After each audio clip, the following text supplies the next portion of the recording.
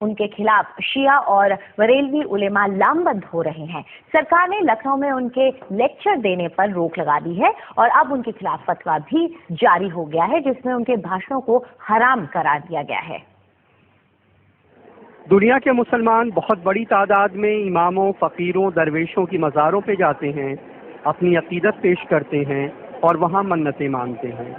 ذاکر نائک کہتے ہیں کہ جو مر چکا اس سے کچھ مانگ نہیں سکتے، یہاں تک کہ پیغمبر محمد صاحب سے بھی نہیں۔ آج کی تاریخ میں ہم محمد صلی اللہ علیہ وسلم سے بھی نہیں مانگ سکتے۔ باقی لوگ کو تو چھوڑو، سنت اور باقی بابا لوگ کو چھوڑو، محمد صلی اللہ علیہ وسلم کو بھی ماننا ہمارے لیے حرام ہے۔ جو شخص ذاکر نائک اسامہ بن لادن کی بھی تعریف کرتے ہیں، کہتے ہیں کہ اگر وہ آتنکوادی ہے تو ہر مسلمان کو آتنکوادی ہونا چاہیے۔ آپ میری رائے پوچھیں تو اگر اسامہ بن لادن اسلام کے دشمنوں سے لڑ رہا ہے تو پھر میں اس کے ساتھ ہوں۔ اگر وہ امریکہ یعنی ایک آتنکوادی کو آتنکت کر رہا ہے تو میں اس کے ساتھ ہوں۔ پھر تو ہر مسلم کو آتنکوادی ہونا چاہیے۔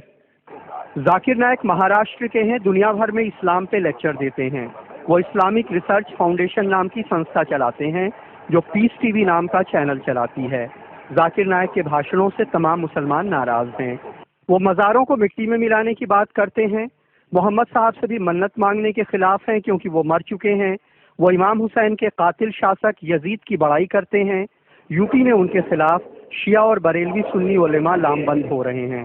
سرکار نے لکھنؤ میں ان کے لیکچر دینے پہ روک لگا دی ہے اور ان کے خلاف فتویٰ بھی آ گیا ہے جس میں ان کے بھاشنوں کو حرام قرار دیا گیا ہے۔ اگر اس کا عقیدہ ایسا ہے تو نبی مردہ ہو کے مٹی میں مل گئے تو وہ کافر ہو گیا، اور جو لوگ اس عقیدے پر چلیں گے وہ بھی کافر ہو جائیں گے۔ حالانکہ ذاکر نائک کے سمرتھک اسے غلط نہیں سمجھتے ہیں۔ پوری دنیا میں مسلمانوں ہی میں الگ الگ عقیدے کے لوگ ہیں، ہر آدمی اپنے عقیدے کے حساب سے بات کہتا ہے اور ہم یہ سمجھتے ہیں کہ اس کو بات کہنے کا حق ہے۔ لیکن یہ حقیقت ہے کہ ذاکر نائک کے بھاشنوں نے مسلمانوں کو دو گٹوں میں بانٹ دیا ہے۔ لکھنؤ سے کمال خان، NDTV انڈیا کے لیے۔ اور اس معاملے میں اپنی صفائی دیتے ہوئے ذاکر نائک نے کہا ہے کہ میں نے اسامہ بن لادن کے بارے میں جو بات کہی ہے اسے ادھورے ڈھنگ سے دیکھا جا رہا ہے۔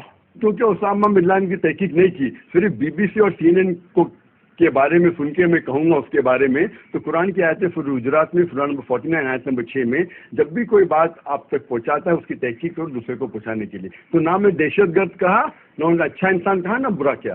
لیکن اگر میں یہ کہتا ہوں کہ جو بھی دشمن اسلام کے خلاف لڑ رہا ہے میں ان کے ساتھ ہوں۔ وہ یہ بھی کہتے ہیں کہ ایسی بات پہلے بھی کہی گئی ہے لیکن مجھے ہی نشانہ کیوں بنایا جا رہا ہے؟ وہ لوگ مجھ پہ فتویٰ جاری کرتے ہیں کہ کیونکہ میں نے یزید کے بعد رحیم اللہ کہا، میں اللہ بھی کس دن کہا، میں کافر ہوں، تو ان کو یہ بھی فتویٰ جاری کرنا چاہیے کہ امام غزالی نعوذ باللہ کافر ہے۔ یہ کہنا چاہیے کہ جس نے بخاری شریف کی شرح لکھی حافظ ابن حجر اسقلانی، وہ بھی کافر ہے، نعوذ باللہ رحیم اللہ۔ تو دیکھنا چاہیے کہ جو لوگ نے فتویٰ دیے، دارالعلوم دیوبند، دارالعلوم ندوہ، جماعت اسلامی، اہل حدیث، سارے علماء کہتے اختلاف ہے، اور اگر کوئی کہتا ہے تو کہہ سکتا ہے، اور کچھ لوگ نے علماء نے کہا کہ کہنا مستحب ہے۔ تو یہ لوگ، اس کا مطلب یہ لوگ کہ مجھے پک آؤٹ کر کے یہ چیز تو ہزاروں لوگ کہہ رہے، کیوں مجھے ہی لے کے ان لوگ جاری، اگر فتویٰ جاری کرنا ہے تو یہ فتویٰ جاری کرنا چاہیے کہ جتنے لوگ نے کہا اور لکھ دینا چاہیے۔ اور اس مسئلے پر ہم نے اسلامی ودوان مولانا وحید الدین خان کی بھی رائے جاننے کی کوشش کی۔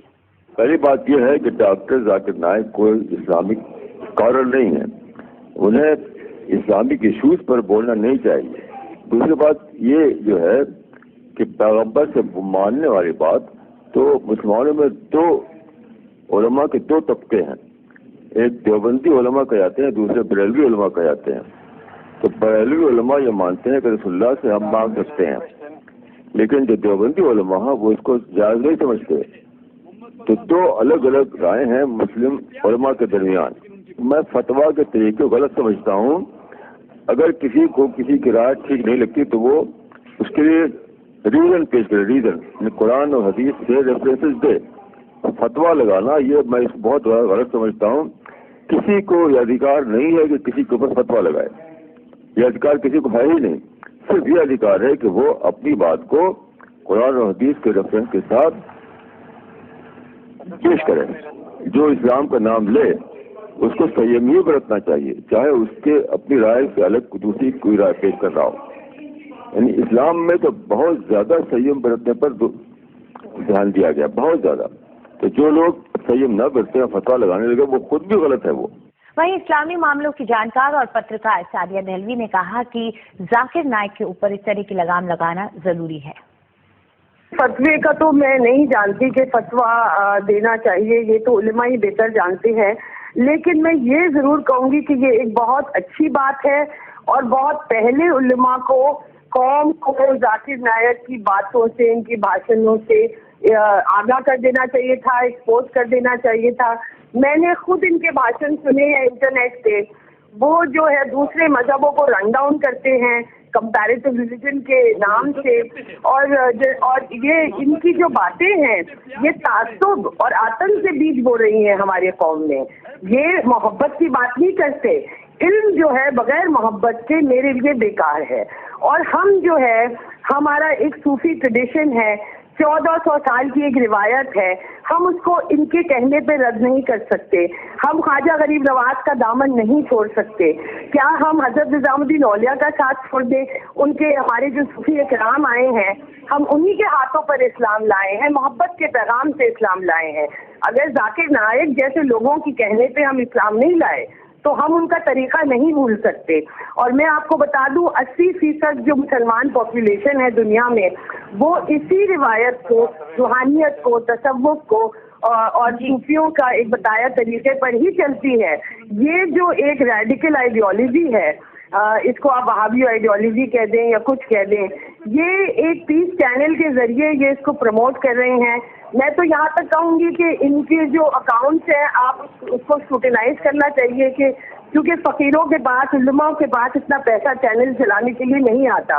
ये कहाँ से फंडिंग आ रही है, कहाँ से ये हिंदुस्तान में इस तरह की आइडियोलॉजी जो है वो ये पढ़ा रहे हैं। इन्होंने इस्लाम से, मैंने इनको खुद सुना है, ये कहते हैं कि उसामा बिन लादेन अगर टेररिस्ट है तो मैं उसका साथ देता हूँ। इस तरह की बातें बेहुदा बातें हैं, और ये इस तरह की बातें इनको हरगिज कहने की इजाजत ही नहीं होनी चाहिए हिंदुस्तान जैसे मुल्क में। अगर हम हिंदुओं के जो रेडिकल ग्रुप्स हैं उनके खिलाफ लड़ते हैं, और साध्वी ये उमा भारती या एक परवीन तगोड़िया के खिलाफ आवाज उठाते हैं कि ये हिंदुत्व रेडिकलिज्म और नफरत बोलते हैं, तो ये भी यही काम कर रहे हैं। आपका ये इस्लाम का एक उनका, क्योंकि ये नॉलेजेबल है, अंग्रेजी जानते हैं, लोग इनके इम्प्रेस हो जाते हैं क्योंकि इनको आयतें हिल जाती हैं, लेकिन उससे ये इल्म जो है बगैर मोहब्बत के पैगाम से, ये जो है ये सही बात नहीं है।